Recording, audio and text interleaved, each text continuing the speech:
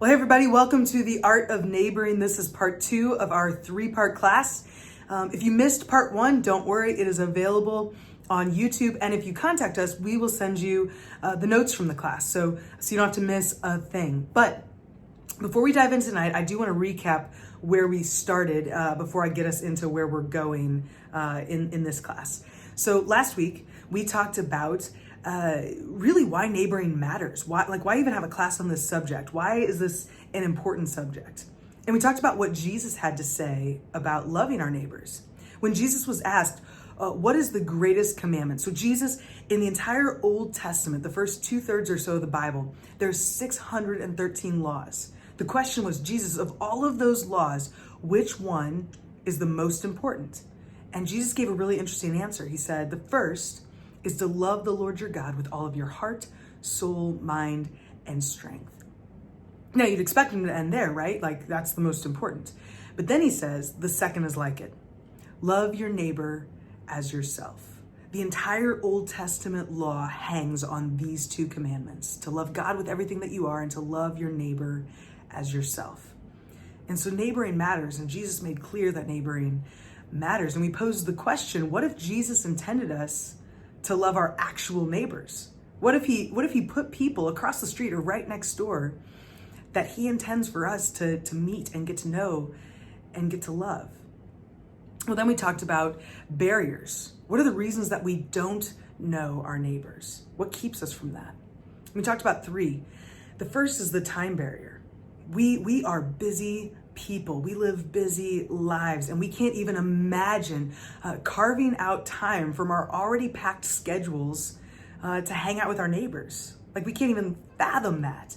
We can't even imagine where we would fit that in. So time is a barrier, and it's a barrier that we have to overcome if we are to love our neighbors the way that Jesus has called us to.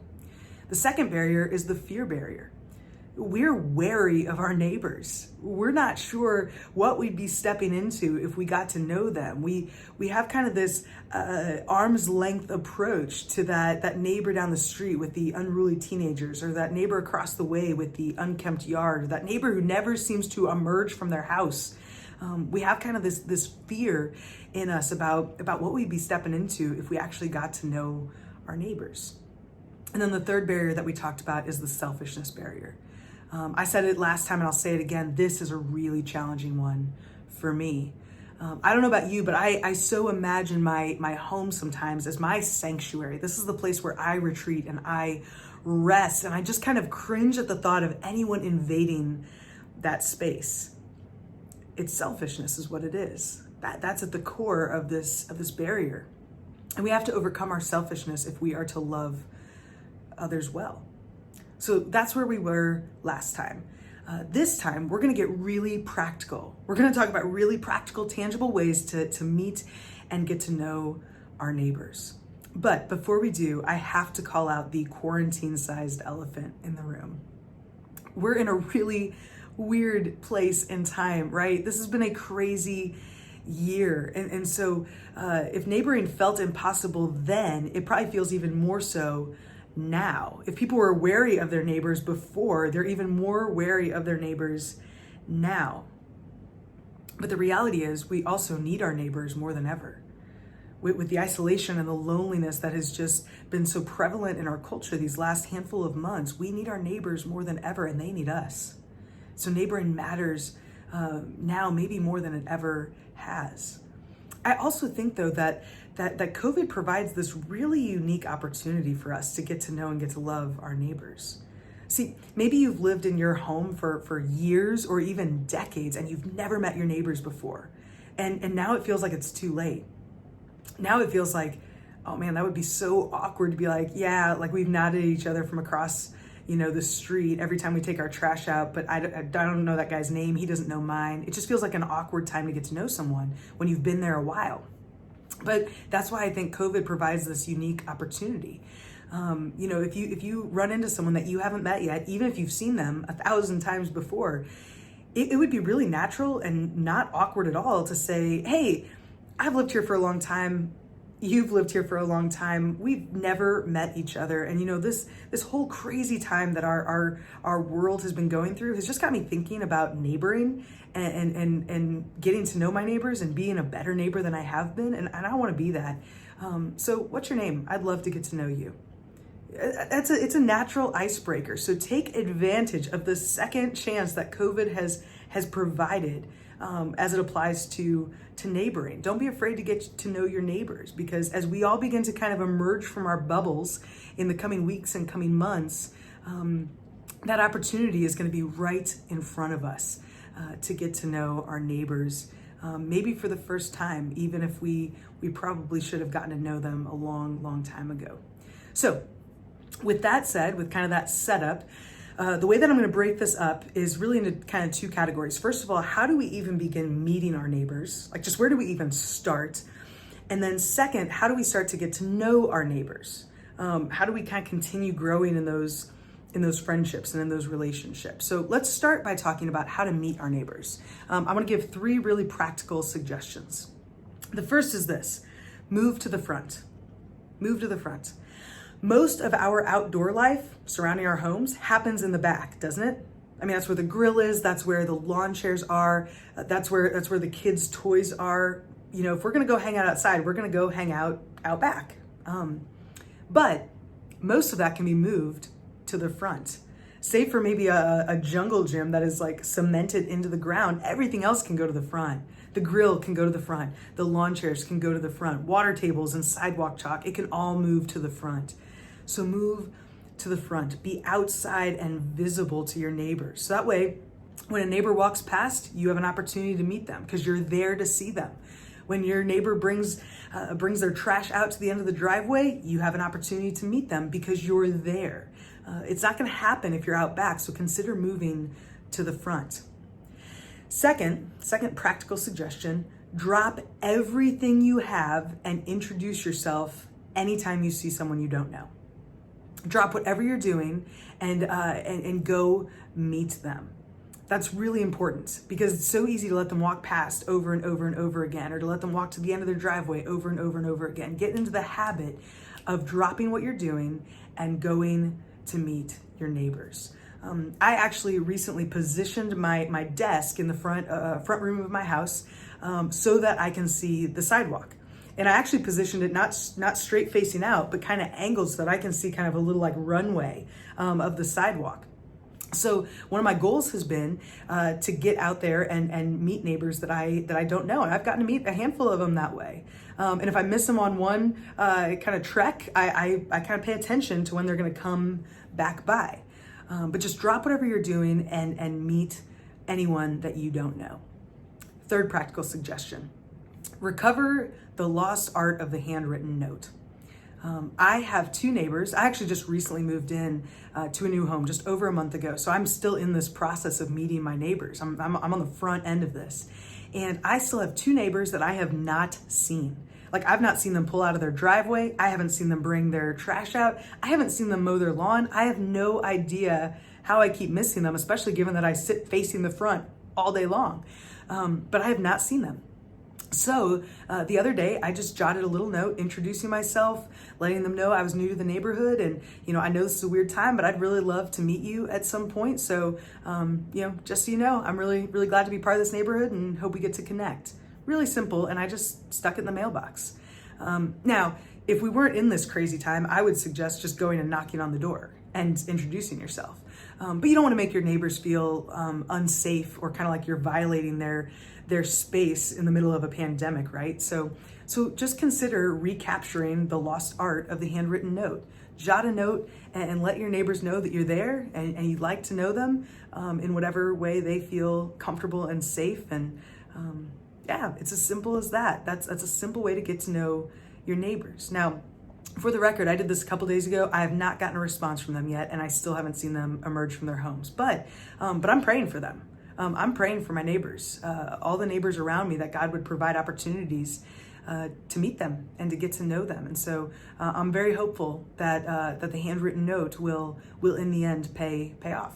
So that's your third suggestion. Now, I want to turn to getting to know them. All right, so that's meeting them. Let's talk about getting to know them. When I was reading for this class and researching for it, I read some absolutely incredible books. One of course, is The Art of Neighboring by Jay Pathak and Dave Runyon. Really great book. That's where we got the name for the class. Another really great one was The Gospel Comes with a House Key. But probably my favorite was this little book. It's real small, called The Simplest Way to Change the World. And what I like about this book is that this book is intensely practical. It's intensely practical, and it's really short, easy read. But Dustin Willis and Brandon Clements, the authors, what they do is that they break opportunities to get to know your neighbors into rhythms. So they break it into weekly rhythms, monthly rhythms, and then yearly rhythms. And I love that approach so much because that feels like something I can get my hands on. I can get my mind around rhythms, right? So what I'm going to do is I'm going to give you a couple of suggestions. Some of these suggestions came from Willis and Clements. Some came from The Art of Neighboring with Pathak and Runyon. Others just came from my own observations in life, things that I've done or I've seen people do, and suggestions made by others. So I'm going to give you a handful of suggestions. There's a few more in your notes, but if you're looking for even more ideas, I would highly recommend going to the recommended resource section of your notes and picking up one of these books. Like I said, Simplest Way to Change the World, one of the most practical, but the others are fantastic too, and they're packed with really great ideas. So, as I said at the beginning, I am going to approach this with COVID in mind, all right, with social distancing in mind. So everything that I'm going to suggest is really kind of customized to this period of time that we're in. They'll be usable outside of this period of time, but there will also be more options once we're able to gather in homes a little easier, not have to be so far apart, that sort of thing. So all of these suggestions are going to be really kind of geared at social distancing, outdoor options, things like that. Okay, so let's talk first about weekly rhythms. So Willis and Clements suggest allocating one night a week for what they call neighbor night. Like this is like a non-negotiable, this night every week is neighbor night. And you could do anything on neighbor night. You could have an outdoor grilling night. You could do lawn game night. You could do so many different things. But two ideas that I think are really feasible and also very low budget are, first of all, Zoom game nights. Now, I don't know if you've played any games with anyone on Zoom. I have a couple of times, and it is a blast. So there's this company I'm gonna kind of highlight here because they have a lot of really great options. There's this company called Jackbox.tv. Jackbox has these different game packages, and they're all web-based games. Now, when I say web-based games, don't hear video games, all right? So if you're not a gamer, hang with me for a minute. I'm not a gamer either. But these are games, things kind of like a Pictionary type game, trivia type games, that sort of thing, that you can play on your computer. Everyone gets a room code that they use on their phone. They log in on their phone, and then they can respond with answers. And it is a blast. To do that via Zoom, all you have to do is have one person who has Zoom have the game package, download it to their computer, and then just share the screen with everybody else. So most of their games allow for up to 8 players. So hypothetically, you could play, if you're married, you could play with 3 other couples. You could do a couples night. If you're not married, you could do it with 7 other various combinations of people. It is a blast. I love these games. I would highly recommend Quiplash and Fibbage. Those are my 2 personal favorites. Love those games. Let me give you just a little pro tip though. Make sure you turn on the parental settings. Parental settings, everything is totally fine. But they do have a non-parental settings option. I would not recommend that to you. But the games themselves are a blast. They're accessible, and anybody can play them. They explain how it works. It's awesome. So consider doing a neighbor night that is a Zoom game night. I would highly recommend Zoom game nights. Second, and this idea I'm actually stealing from my parents. For years, my parents did something every Friday that they called Front Porch Friday.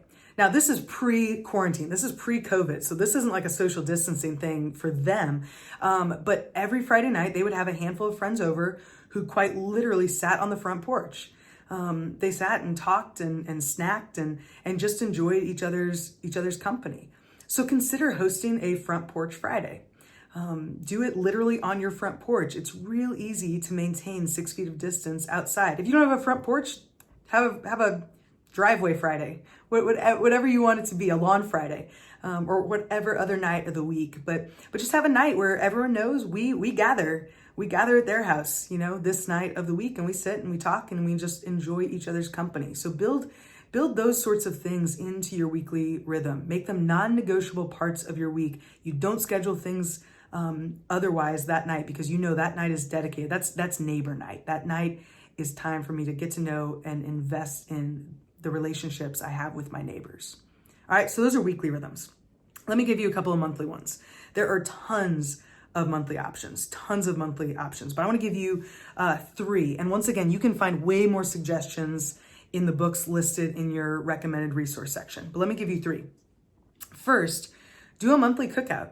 Remember how you moved your grill to the front yard? Do a monthly cookout.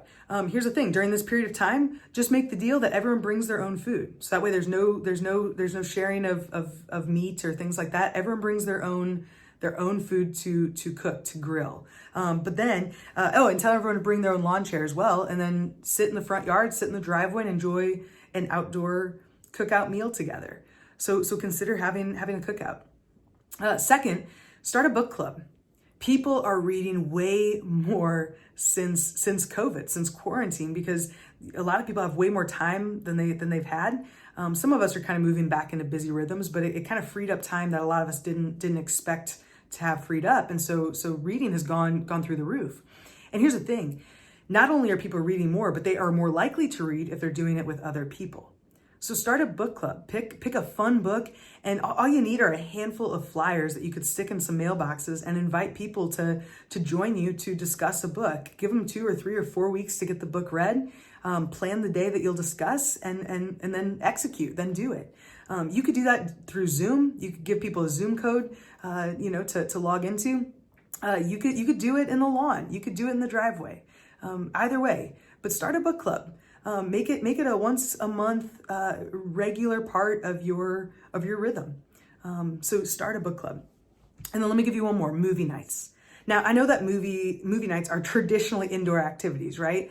But thanks to the wonderful world of technology, you can actually buy a projector on Amazon for less than $100 that will connect to your computer or your phone. All you need to do is hang a white sheet on your garage, angle that projector, and you've got an outdoor movie theater. So invite your neighbors, tell them to bring a lawn chair, and we're gonna watch a movie together this weekend. All you need is the projector, the sheet, and maybe some flyers, or even an Evite if you know their contact information. But have a movie night. I would give you this bonus tip: make sure it's a family-friendly movie. But have a movie night. Now, I want to wrap up by talking about yearly rhythms. These are like it sounds, once a year activities. So for example, let me give you this preface first. These are going to be a little bit more challenging to tailor to quarantine, only because we don't know where we'll be when some of these milestones happen, where some of these markers throughout the year occur. So for example, Christmas is a really natural time of year to host a party for your neighbors. Are we going to be still maintaining social distance come Christmas? I have no idea. So take these suggestions here with that in mind, that depending on where we're at, you may have to adjust. You may have to get creative with it. But let's start with Christmas. Throw a Christmas party and get creative. Do a white elephant gift exchange, or a cookie decorating contest, or an ugly sweater party, whatever. Just do something that one time a year to celebrate Christmas with your neighbors. Again, if we can't gather in that way come Christmas, think outside the box. Think about other ways that you could celebrate with your neighbors during that time of year. Same thing with Easter. Now, most people don't talk about Easter parties, but no one says you can't throw one. Throw an Easter party. Throw an Easter egg hunt for the kids in the neighborhood. Decide that you're all going to bring something and have just a potluck meal together on Easter afternoon. Maybe make pancakes. Have a pancake bar. There's 1,000 different options, but Easter is just another time of year that's easy to mark and can easily be folded into a yearly rhythm. And the same goes for any number of other holidays: New Year's and Valentine's and the 4th of July. So consider what yearly rhythms you can build in. But I do want to give you this one because this was one of my favorite suggestions in the book, The Simplest Way to Change the World, and that is to make up your own holiday. I love that. If there's not a holiday coming up, there is nothing that says you can't make one up. There doesn't have to be a reason to gather. There just doesn't. What I love is that if you do a Google search of obscure holidays, you will come up with a massive list. I put together just a couple for you. So let me read these to you. First, there's National Taco Day, and that is on October 4th. There's a Scavenger Hunt Day, which is May 24th. Imagine how much fun you could have with Scavenger Hunt Day. That is so great. There's a Pizza Day, which is February 9th. A Just Because Day, which is August 27th. The opportunities are endless for Just Because Day. I love these different options. And again, if you do a Google search of this, you will come up with plenty more. And if you don't find one that you like, make up your own. Make up your own. You don't have to have a reason to gather in order to gather. But make up your own and build it into your yearly rhythm. Let it be something that people really look forward to every year. And by the way, you can totally do a socially distanced obscure holiday. You can totally do that. So consider building that into your rhythm. It may take a little bit of creativity and planning, but it will be worth it. So there are just a handful of ways that you can get to know, get to meet and get to know your neighbors. And there are so many more. If none of those resonate with you, if none of those feel doable to you for whatever reason, I would highly recommend the recommended resource list because those books are packed with so many more ideas. So go there, check out what they have to say, and I'm positive you will find something that would work for your life, for your family, for your season. But go check those things out. So here's the challenge I'm going to leave you with. The challenge let me give you one more piece of encouragement, and it's going to tie into our challenge. My encouragement is this. Don't feel like you have to do all of this today, okay? Don't feel like you have to do all of this today. My challenge for you is to take one step. Decide one night that you are going to have a neighbor night. Decide one monthly rhythm that you're going to build in. Decide one obscure holiday that you're going to come up with in the next month. Just take one step. Find one way to begin getting to know your neighbors. But don't feel overwhelmed like you suddenly have to have weekly rhythms and monthly rhythms and yearly rhythms. It's okay for this to be gradual. It's okay for you to step into this. I said this last week, but I'm going to end with this. Here at Redemption, we talk a lot about growing in your giving journey. So when it comes to generosity, we talk about growing in that journey, that we're not given kind of this baseline, everyone has to be here right now. We say, here's where you are. Okay, what's the next step in that journey? What takes you just one step closer, further into what God has called you to when it comes to your money, when it comes to generosity. And I want us to take the same approach with neighboring. I'm not asking you to do every single thing that they recommend in these books or that I even recommended tonight. What I want to encourage you to do is to grow in your neighboring journey. Grow in your neighboring journey. So that's where I'm going to leave things tonight. Thank you for joining us, and we will look forward to seeing you for part 3 of The Art of Neighboring.